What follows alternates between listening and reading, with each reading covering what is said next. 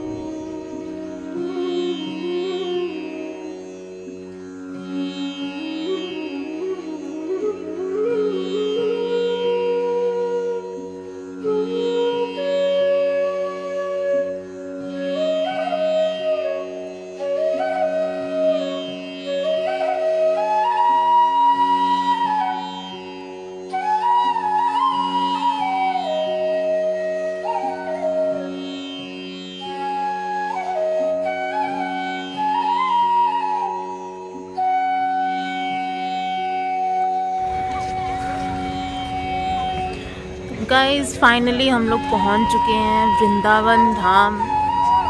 ये हमारी बस है, अभी सामान निकलवा रहे हैं। सामान लेकर बस निकलेंगे यहाँ से ऑटो में, जहाँ हमारे रूम्स हैं, रूम स्टे किया है जहाँ, वहाँ पहुँचेंगे। फिर हम लोग फ्रेश होकर रेडी होकर जाएंगे मंदिर। फाइनली वृंदावन।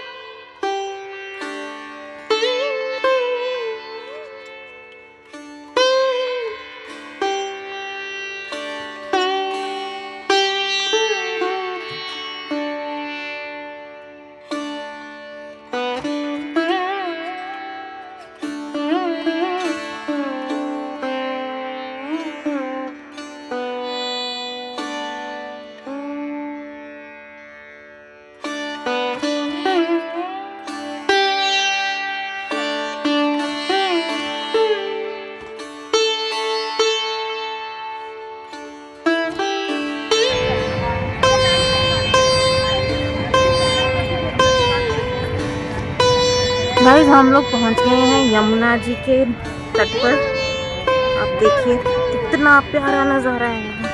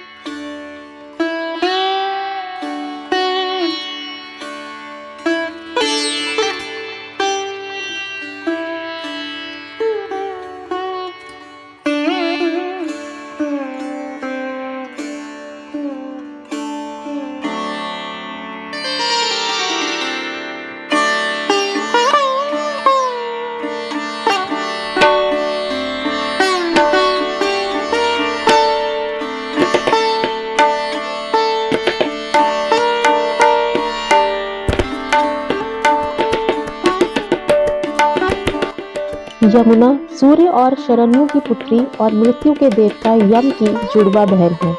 यमुना नदी भगवान कृष्ण के बचपन के दिनों से निकटता से जुड़ी हुई है। भगवान कृष्ण ने दुनिया में अपनी दिव्य लीलाओं की शुरुआत यमुना नदी के अभिषेक से की। भगवान कृष्ण के जन्म के बाद उनके पिता वासुदेव मथुरा से नदी के दूसरे तट पर गोकुल में भगवान को ले गए। उन्हें एक सुरक्षित स्थान पर पहुंचाने के लिए भगवान कृष्ण के साथ वासुदेव ने यमुना पार की। मान्यता है कि नदी पार करते हुए तेज बारिश के कारण नदी उफान पर आ गई। वासुदेव के सिर पर टोकरी में लेटे भगवान कृष्ण के चरणों को स्पर्श करने के लिए नदी ने विकराल रूप लिया और उफान के साथ उनके चरण कमलों को छूकर नदी पवित्र हो गई।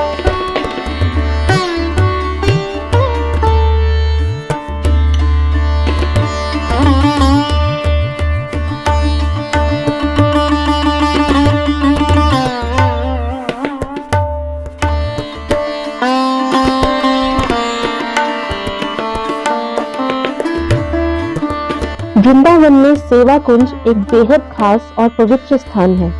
इसे पहले निकुंज वन कहा जाता था, जो वृंदावन के 12 छोटे वनों में से एक है। ऐसा माना जाता है कि यहीं भगवान कृष्ण अपनी प्रिय राधा रानी की सेवा करते हैं और उनके प्रति अपने गहरे प्रेम और देखभाल का प्रदर्शन करते हैं। सेवा कुंज के मध्य में निकुंज मंदिर है। सामान्य मूर्तियों के बजाय आप भगवान कृष्ण द्वारा राधा रानी के पैर दबाने का एक सुंदर दृश्य देख सकते हैं।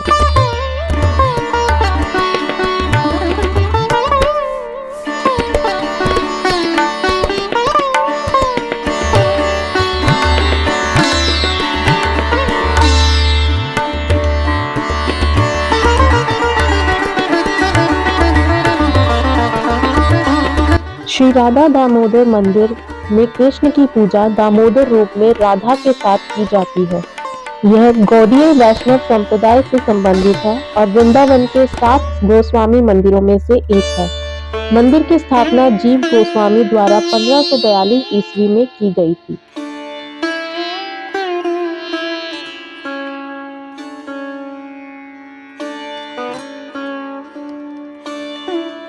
निधिवन यानी तुलसी वन राधा और कृष्ण एवं उनकी सखियां गोपियों की लीलाओं को समर्पित एक प्रमुख स्थल के रूप में माना जाता है।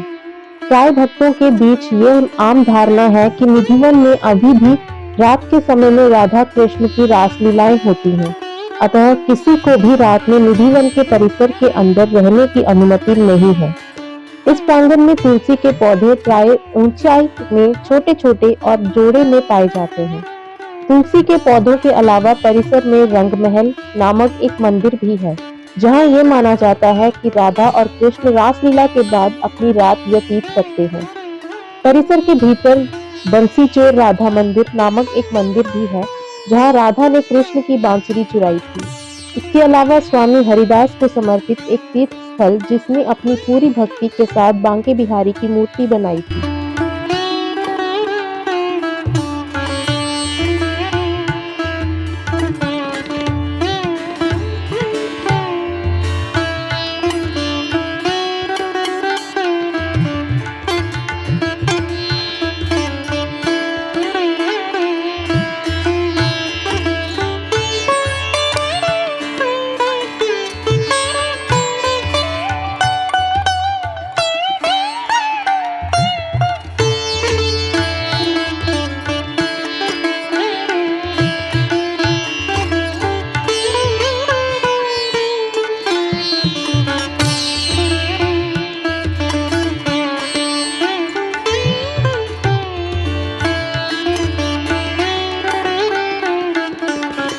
निधिवन के परिसर में ललिता कुंड भी विद्यमान है।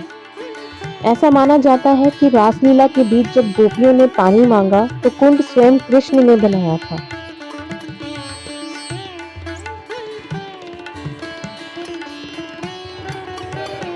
बांके बिहारी जी वृंदावन ये एक ऐसी पावन भूमि है जिस भूमि पर आने मात्र से ही सभी पापों का नाश हो जाता है। ऐसा आखिर कौन व्यक्ति होगा जो इस पवित्र भूमि पर आना नहीं चाहेगा तथा श्री बांके बिहारी जी के दर्शन कर अपने को कृतार्थ करना नहीं चाहेगा। यह मंदिर श्री वृंदावन धाम के एक सुंदर इलाके में स्थित है। कहा जाता है कि इस मंदिर का निर्माण स्वामी श्री राम जी के वंशजों के सामूहिक प्रयास से किया गया। मंदिर निर्माण के शुरुआत में किसी दानदाता का धन इसमें नहीं लगाया गया।